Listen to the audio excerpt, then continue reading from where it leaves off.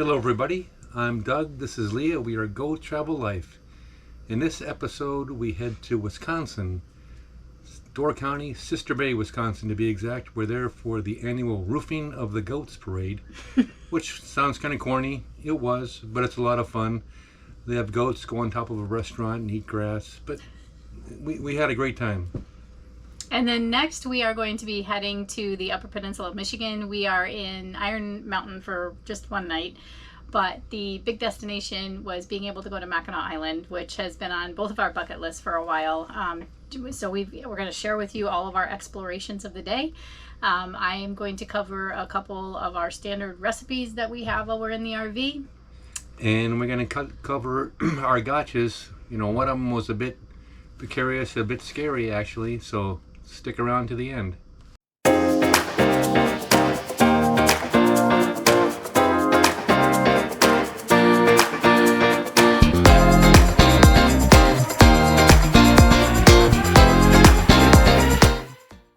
Green Bay is a gateway to Door County.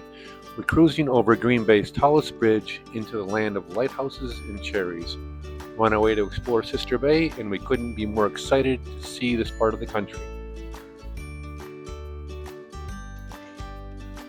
The particular weekend we were in Sister Bay was its annual Roofing of the Goats Parade. And while this sounds ridiculous, it's actually quite fun. We were told that the whole thing began with a birthday prank in the 1970s when a local guy named Wink gifted his friend Al, now the owner of Al Johnson's Swedish restaurant, which we'll talk about in a minute, gave Al a goat named Oscar for his birthday. Al installed a sod roof on his restaurant, as is Swedish tradition, and decided to let Oscar graze up there. Since then, the goats have become local celebrities and people visit them from all over the world. They kick off goat season with a parade, as they are only on the roof during warm weather season. That patchwork plastic you're seeing is a charity fundraiser. You want a goat to poop on your purchase square. It's called the Goat Drop. It's a lot of fun, and the crowd gets bigger and bigger each year, we're told. It was quite the party. They had live music and the streets were closed down for the festivities. The goats are actually routed to a ramp each day to make their way to the roof so they can have lunch. Again, a lot of fun. If you get the chance to go, do it. Coincidentally, our friends Mike and Deb were docked at the marina while on a trip in their yacht Carousel. They do similar travel in the summer to escape the heat of Florida. They offered us a tour of the warm cabin alongside some hot chocolate on this drizzly day, so we jumped at the chance. Neither of us knew much about boating, so the entire overview of the marine systems versus RV travel was fascinating for us. They have way more to worry about weather than we do, for sure. Mike and Deb recommended another experience that is a tradition for Door County, and that is the fish boil. So we made a reservation at the White Gull Inn, which is just another town away, and had the full experience watching the boil master at work. We were led into the dining room so we could locate our table. I've included the menu here as well as pricing. We then went outside to get a good seat and watch the master at work. He gets that fire going really well, and once he has a good boil, he adds the little red potatoes to begin the process. Spend a few minutes telling you about the history of the fish boil, Door County in general, and also the White Gull Inn. Starting back in about the mid to late 1800s, when fish boil started to become a bit more popular up here in Door County. And there were two main industries that drove the rise of the fish boil, those being the lumber industry and then the fishing industry itself. The lumber industry was starting to grow as there was a greater demand for some of the construction products that were being put out at the time, largely due to a local population boom, and the most popular item were usually cedar shingles. And then the fishing industry was also starting to grow as there were greater mechanisms for cooling and refrigeration that could help keep the fish a little bit longer, combined with stronger, sturdier ships that could help that fish be shipped out a little bit farther. And this is when the fish boils really started to become popular. All right, here we go. 3, 2, 1, boil over! Oh my God. Oh my God. That's pretty intense. Wow. Nice and warm.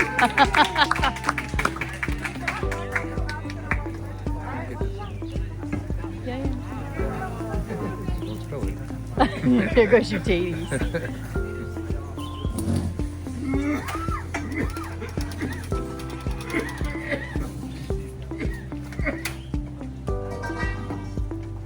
We have a hot pot coming through.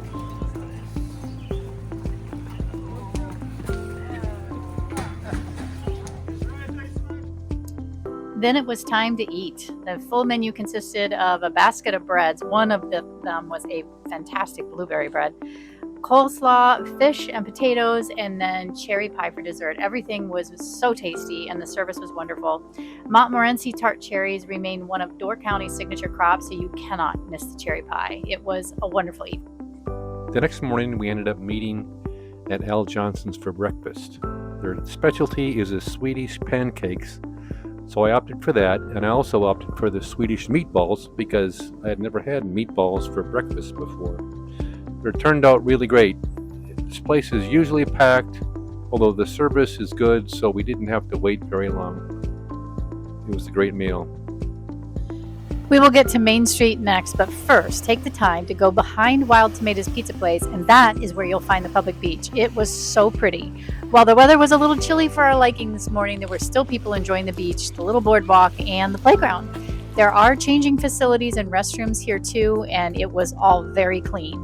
When you are finished up with the beach, do yourself a favor and have one of the best pizzas around at Wild Tomato. We had a buffalo chicken pizza that was out of this world. Next, stroll down Main Street because you need to work that pizza off. There are a lot of shops to pick up coffee, clothing, Door County mementos, ice cream. Some of those wonderful cherries are famous for. You name it, it's here. Our last stop was Al Johnson's Beer Garden because all of a sudden the sun came out and it was summer. I hear that is pretty typical weather here. What better way is there to say goodbye to our friends and Sister Bay than to have a beer toast on Al's lovely patio? You can see the goats here too, by the way. There are tons of small towns in Door County as well as many parks to explore. If we had more time, we'd move around from town to town for a solid month. But it's time for us to get to Michigan's Upper Peninsula. Our next stop was Iron Mountain, Michigan. We stayed at the River Bends campground. There are a lot of full-timers and seasonal folks here. It's very pretty though, and because we were early in the season, we were able to see a lot of the sights a little bit better. Just one night here, and we took Highway 2 and stopped at Bradley Lakeview Park for a walking break. The park is named after SS Carl D. Bradley, a Great Lakes freighter that sank in 1958 due to a storm. 33 of the 35 people died, and it's considered one of the deadliest accidents on the Great Lake. The park was renamed in honor of those who lost their lives back in 2014. This is our entrance to St. Ignace. We opted to stay in St. Ignace instead of Mackinac City on the other side of the bridge. This town is a little bit smaller. We had found a campground, which quite honestly was not a whole lot to write home about, but it was just up the hill from Shepler's Ferry. At the bottom of the hill, there is a place for pasties that was recommended to us. If you are in the Upper Peninsula, you have to try this sandwich. It's beef with a lot of gravy and was very heavy. This is the entrance to Shepler's Ferry. The ferry is about a 15-minute ride over, and they leave very regularly. You have every so often they will take the particular scheduled boat over and go underneath the Mackinac Bridge, which was quite cool. That happened on our particular schedule. It's not every time though, so you need to check and see which one will make that little extra 10-minute excursion. As you come into Mackinac Island, the views are just gorgeous. You're seeing the lighthouse, and where they end up taking you is right into Main Street. The long line to the left are the people who are waiting for the queue to take the ferry back to Mackinac City. That is the other reason we decided to stay in St. Ignace, although if you need to be in a hotel, there's probably way more options over there. But for us, it was pretty easy in, easy out. If you are staying on the island, some of the hotels anyway, they will take your luggage right from here and directly to your hotel. We are going to be deposited right out here onto Main Street. We're going to take a left because we wanted to go to the shoreline first. There's some beautiful historic homes down here on the waterfront, and we wanted to take some time to show that. The Grand Hotel horse-drawn carriage is on my right. This is a bucket list destination for me. At some point, they actually pick you and your luggage up right at the ferry. By the way, you can also rent bicycles here. It's about $10 to $15 per hour, or you can do other options like a half a day for $30 to $40 if you're interested in getting around on a bike. We love this shoreline area. It's lined with Victorian cottages across the street, but since the island is almost all state park, only 20% of the island is really privately owned. Many of these places are on leased land from the state park, and they have very strict architectural codes. We were told there are just about 500 actual residents. In a lucky streak of events, the Lilac Festival is happening right now, and I absolutely love lilacs. The smell was just amazing. It's always 10 days in June. We love the style of these homes. They get even fancier as you head up to the East Bluff area. Many of these homes are passed down in the family. They're not actually sold to anyone. So a lot of these homes have been in their families as summer homes for generations. A fun fact we learned is that Margaret Dowd has been the mayor of Mackinac Island since 1975. She just won her 50th election in 2025. So she's the longest serving mayor in the United States. She also owns the Windermere Hotel, which used to be her family's summer home. So the Grand Hotel is a highlight of Mackinac Island. We have never stayed here, but as I mentioned, it is absolutely on our bucket list. It was built in 1887. It has the longest porch of all hotels in the United States, and it is a very classy place. If you haven't seen the movie Somewhere in Time with Christopher Reeve and Jane Seymour, make that happen. So after the Grand Hotel, we wandered back downtown so we could enjoy a little bit of Main Street. Mackinac Island is the fudge capital of the world, and while there are many different offerings, one of the most popular is Murdoch's, and guaranteed you will love their fudge. Couple of fun facts. They actually bring over 600 horses at the beginning of every summer for all of these carriage rides that people take around the island. And if you get the chance, look for Dowd's Grocery. It is the oldest grocery store that has been consistently owned by the same family since 1884. If you want to take a horse and carriage ride, the pricing was about $40 for a 2-hour ride, and they have a lot of different paths. Some that will take you all the way around the loop of the island, or will go to specific sites that you'd like to see. But since it was a gorgeous day, we decided we were going to walk. Our next stop was to head up to the fort. This was built in 1780 by the British. There's a ton of history up here, so we went to check it out. The view at the top is primarily of the bay and Marquette Park, which is one of the best picnic spots on the island. Up here at Fort Mackinac, mornings start with a cannon blast. It's a tradition that goes back over 100 years when soldiers fired the cannon to mark the day, celebrate special occasions, or welcome important visitors. Today they fire it several times a day, so just check the schedule. We were up here first thing in the morning for this one. And that's going to pierce that little baggie of aluminum foil and expose the powder inside for our ignition device. Now our ignition device today, James will hold that up for you in a minute here as well. It's the same technology they would have been using back in the 1880s. It's called a friction primer. It's a little brass tube with powder in it with a pin at the top. And where the pin and tube meet is a chemical known as fulminate of mercury, which is highly susceptible to friction. So when James attaches the hook of our lanyard to that pin and he pulls it, that is going to generate a spark that will travel down the tube into our charge, igniting it and giving us our big boom. I know there's only one command left to give, but before I do that, it's my time to remind you folks that this is a real cannon. It will be a little loud, so I do recommend that you cover your ears. All right, so that last command is going to be, ready, fire! Wow. Next, we went down into the fort itself to look at some of the buildings that really give you a good idea of day-to-day life for these soldiers. One of the things this museum does that I found really unique is that they use holograms to tell a story, and it really brought the entire experience to life. Take a look. Antibiotic was found in 1944 and came into clinical use in the early 1950s. Although tuberculosis is now rare in the developed world, an estimated 3 million people die of the disease each year, mostly in Africa, Asia, and Latin America. Make sure to check your ticket carefully when you purchase your pass to the fort, as your ticket includes access to a lot of the museums in town, such as the Biddle House and the Benjamin Blacksmith Shop. This has been part of island life since the 1880s, when Robert Benjamin began making horseshoes and repairing carriage wheels. It's still a working forge, so they fix yachts and all sorts of things here. Our next stop was to head out to the hiking trails. If you don't know this already, there's more than 70 miles of trails that are part of the state park here. It is so quiet once you get outside the hustle and bustle of the downtown area. One thing to note, if you are a horse rider, you can actually rent horses by the hour if you can show them you're an experienced rider. You can even rent your own horse and buggy if you want. Now, we didn't see any horses on the trail. We only saw evidence of horses on the trail. It is beautiful out here. It's paved. The first section was paved. We were given a little hint for a shortcut that ended on a bit of a dirt path, but it was very clearly marked where we were going.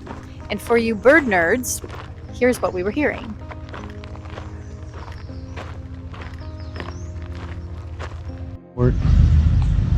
Here's the Fort Holmes. You can see the Mackinac Bridge.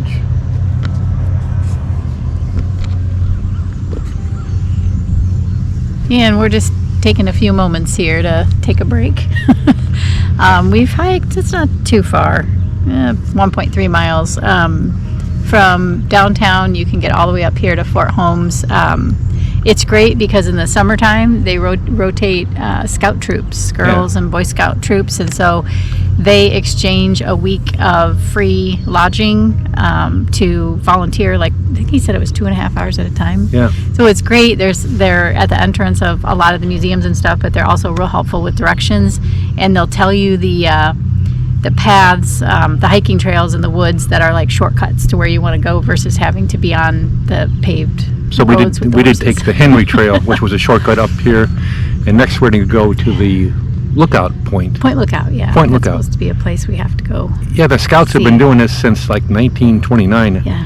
I think one of the most famous ones who did a week here was Gerald Ford. Yeah, very cool. And they continued the program since then. So, all right. Well, we'll get some more when we get over there. Little Mackinac trivia. And we made it up to Point Lookout. It is the highest elevation on the island at 325 feet, and it is the perfect vantage point to see Sugarloaf, which is basically a giant hunk of limestone that was formed by glaciers. Locals say its shape reminds them of these cone-shaped baskets that they used to store maple sugar, which is how it's got its name. You can actually hike down there. There's a little cave your kids can crawl around in, but we opted not to do that. At this point, we are absolutely starving, so we are going to head back down the hill and back into town for dinner. We ended up picking the Pink Pony. It is a restaurant inside the Chippewa Hotel that has been here since the 1950s, and they are known for their white fish. Here was the scene when we stepped inside. 2, 3, 4.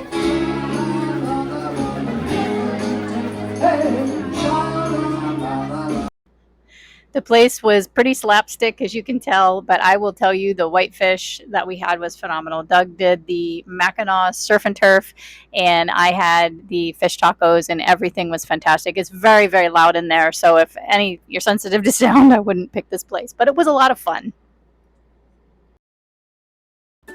It is time, sadly, to leave the Upper Peninsula. By the way, did you know that people who live in the UP are called Upers, and they call the people in the Lower Peninsula trolls because they live below the bridge?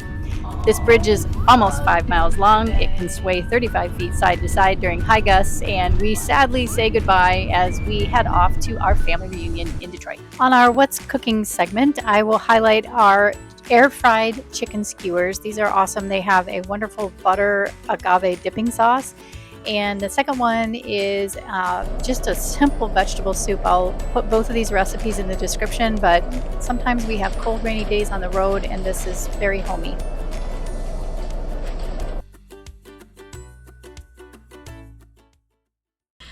Welcome to our gotchas and learning section. We have 3 today, which seems to be our magic number. And the first one to me was the scariest, which is our bay doors pop open when we hit a rough patch of concrete. We were outside of Detroit on Highway 75, and while we've had in the past our propane doors popped open, that particular door, nothing can fall out. So we find an exit, we slam it shut, fix it. But in this case, it happened to be one of our other garage doors. So I'll let Doug explain, and I know we've got a video that will be running in the background too, kind of showing some of the detail. Yeah, this was the storage bay on the driver's side. I normally keep the freshwater hose, the water filter, there's a small table and a grill, and this was a really big bump we hit. It was in the middle of the interstate, which it's the first time this one popped open on us. Yeah. And of course people were honking at us, pointing, because the freshwater and by hose, us, it was me. I was driving. Yeah, the freshwater hose was about to fall out. So we couldn't really find a spot to pull over. There was some construction, so the shoulder was very narrow. So we had to take the next exit.